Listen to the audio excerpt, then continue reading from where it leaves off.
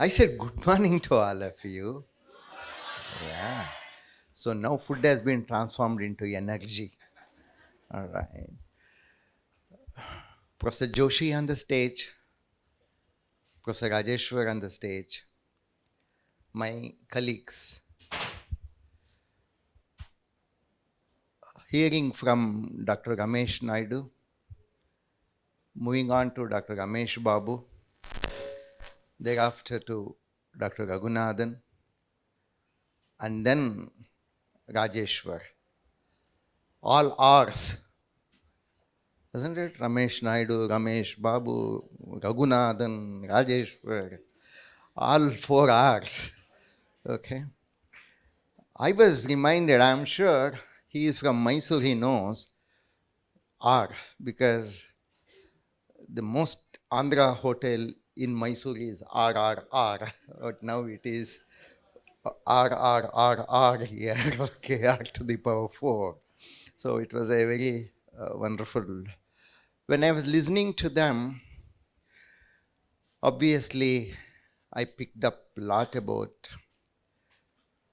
agri-engineering and food engineering. They had a lot of appreciation, like Professor Srinivasrao had a lot of appreciation, but then all that I used was only common sense. Ultimately, what remains important is only common sense, and you have got to use it properly. That's all. Okay. Well then, when we were students, we knew engineering to be only 3 departments: civil, mechanical, and electrical. All our earlier engineers used to fall into either civil or mechanical or engineering, and only these branches were getting called as engineering. Breakthrough was when we were students. So electrical got branched into electronics and communication engineering. In fact, students and parents were afraid of putting the students into electronics and communication engineering because they always felt electronics and communication could be very, very difficult. But then we were possibly, I was the second batch of electronics and communication engineering. And then gradually came instrumentation technology. Parallelly, mechanical engineering diverged into aeronautics. That was a time. So these were all still in conservative engineering. Today, you look at the entire change. Today, bioscience, agriculture science has invaded engineering. Totally, it has invaded engineering. In fact, you look at the title of CFTRI. In the CFTRI title, you see Food Technological Research Institute. So, way back when CFTRI was established, they knew that towards the end, food is a technological issue more than a science issue. So today, almost all these new branches in engineering have invaded engineering so much that they have become the top lead branches in engineering, like biotechnology, like bioinformatics, like agricultural engineering, agrotechnology, and your food technology. So people should understand that. The young students over here, more so the parents have got to understand. Of course, parents are not over here, but you are going to be the future parents. Don't do the same mistake as your parents have done with you. You have got to be the good parents while counseling your children. We as parents have miserably failed in counseling our younger generation, but you should not do the mistake. That is why I have been telling you now that being food science and technology, dreaming of a job in a computer science company or in a computing company is meaningless. As already Dr. Rajeshwar has mentioned, as already Dr. Ramesh Babu has given a scenario of how and what would be the type of dimension of demand in food science and technology, your roots have got to be adhesive to the core requirement of food science and technology. You have got to become computational sensitive. Today, food science and technology without computing would definitely be incomplete.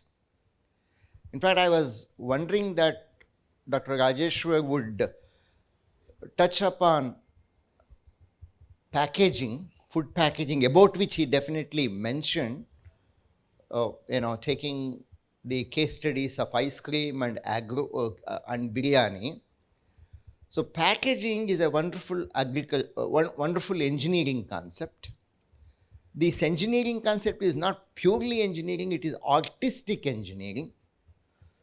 So packaging has got artistic engineering value, which has got to be cherished by all of you. And the very idea of packaging is geometrical computational. So geometrical computational engineering would definitely help you. But then, you people trying to take up the computer science courses should not take computer science course with the intention that you would be ultimately joining a computing industry, but you have got to take the computing courses to support and supplement your food science and engineering. When I was interacting with some second year student or some first year student, I think it was some biotechnology student or some food science technology student who asked me the question, why should we do this PC programming course, Python programming or whatever? He asked me. In fact, you definitely do not know, in our days, in our earlier days, engineering used to be 5 years. The specialization of branching used to be only in the 4th year and final year. All first 3 years used to be common engineering.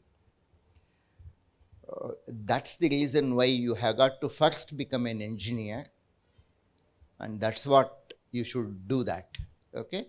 And then you should understand the importance of food engineering. Well then, Ramesh Babu, Professor Ramesh Babu and also Raghunathan, they touched upon most interesting issue of population. Population is growing and India today is 141 billion and going very strong and expected to cross over China by next year. China is just close with 143 or 145 and we are going to be the top one. But then what you have got to observe here is, because of the growing population and also because of the greed of the man, every agricultural land is getting alienated and it is getting converted into commercial lands, commercial complexes.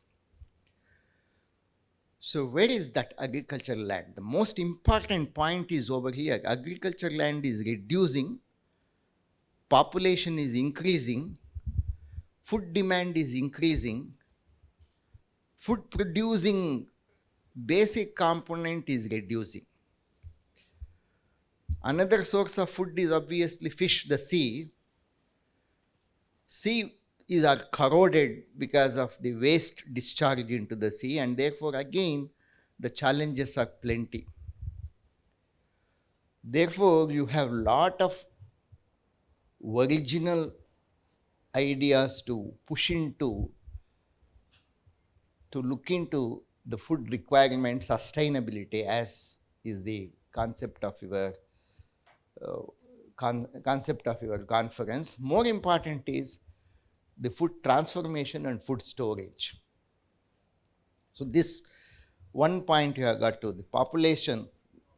Population is one problem. The second problem is the agricultural land is being converted into commercial land. You just move from Vadlamudi up to Vijayawada or someplace, you can see how much the rich land has been converted into non-productive land. So this is what is the concern, and that is where probably food transformation and sustaining the storage of food would become very, very important issue. This is one. Second, on the lighter side, you know that what is more important, love in life or food? Somebody obviously correctly told it is love for food is more important. So love for food is more important because food is the starting point for love. Isn't it? Only when your stomach is filled up, you can afford to think the next stage of loving somebody or anything, isn't it? So love for food is more important because food is the starting point for love. All right? So when I said that, you should understand the importance of food. But then when it comes to food, it is not the raw food. Ultimately, it is the palatable food. The confusion for me is this. Who is important? Food producer or the cook or the chef? What is the difference between this cook and chef? I mean, yet to understand, very difficult. These are all the simple things, but I cannot understand, right? Food is very much important. Of course, it is the supply. But then who is important, cook or chef? Leave it aside. What is your mother who cooks the food? Is she a cook or is she a chef? She is more than that. Isn't it? She is more than that. So, it is not just cooking the food. It is making the food with love and serving the food with love. Isn't it? With love. So that's the reason I told food paves the way for love. Well then, only last point. Food sometimes does not get transformed in the digestive system. So when good digestion does not take place, you know what is the pain in the stomach, right? And then you know what is the unease of the person with which he would suffer. So non-transformed food is dangerous because it does not make the brain to think. Like when Professor Ramesh Naidu was called onto the stage, there were some of my friends, young friends over here, in whose stomach the food was not fully digested. They started howling. Howling shows the lack of culture. Howling shows the lack of discipline. And whatever the appreciation Dr. Rajeshwar was talking about the university has got to be carried by all the guests. So you have got to show that we not only consume food, we are great in digesting that food and converting that digested energy into creative fulcrum in our life. The creativity and criticality has got to be displayed. Only animals howl when they are very happy. And if you want to show that we are no way better than animals, continue howling, but howl when we are present, not when outsiders are present, not when our guests are present, because Professor Rajeshwar has already conveyed a lot of good things and he has got to carry that. Dr. Joshi is a Vice-Chancellor, he has seen many people and he has seen many students.